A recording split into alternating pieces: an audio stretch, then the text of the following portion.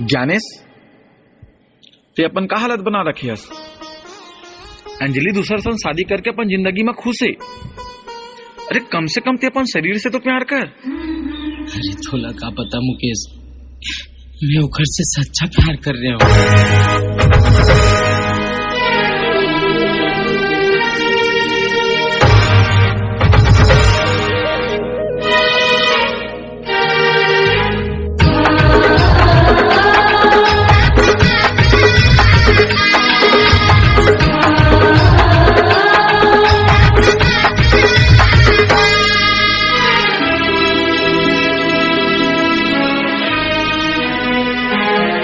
होगे हो ही कोनो गलती ता बता दे। होगे हो ही कोनो गलती ता बता दे। होगे हो ही कोनो गलती ता सला दे। होगे हो ही कोनो गलती ता सला दे। का मूर्खता है ऐ बता दे। का मूर्खता है ऐ बता दे। का मूर्खता है ऐ बता दे। का मूर्खता है ऐ बता दे।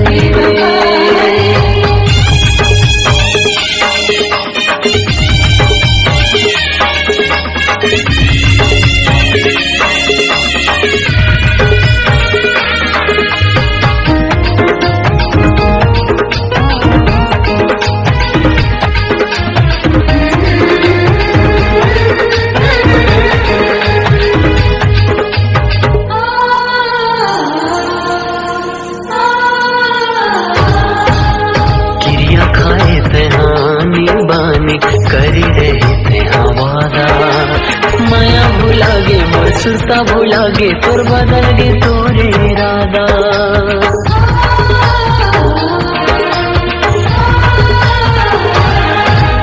क्रिया खाए थे हानि बानी करे रहते हमारा माया भुलागे मरसुरता भुलागे तोर बदल गे तोरे इरादा। माया भुलागे मरसुरता भुलागे तोर बदल गे तोर इरादा। दे दे जहर या तो लाके तै पिला दे। होगे होई कोनो गलती ता सला दे। का मूर्खता है तै बता दे। का मूर्खता है तै बता दे।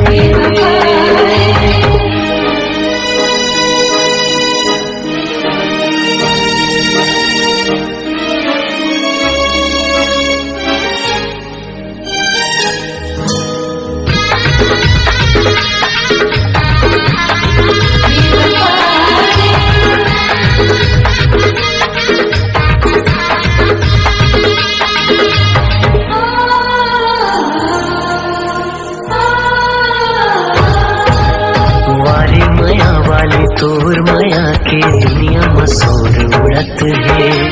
कोनो कथे निर्लज निर्मोही कोनो बेहया कहत है।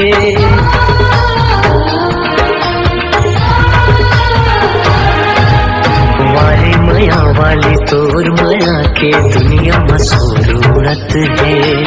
कोनो कथे निर्लज निर्मोही कोनो बेहया कहत है।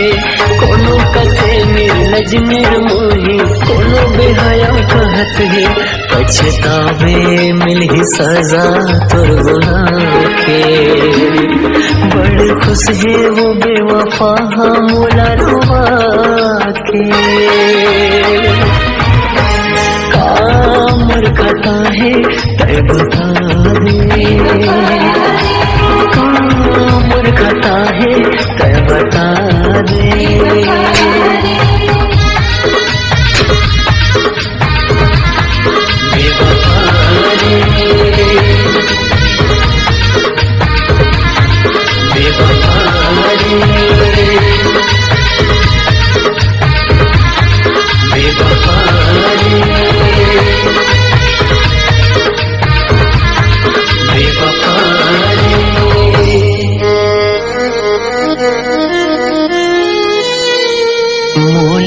भूला जाबे बे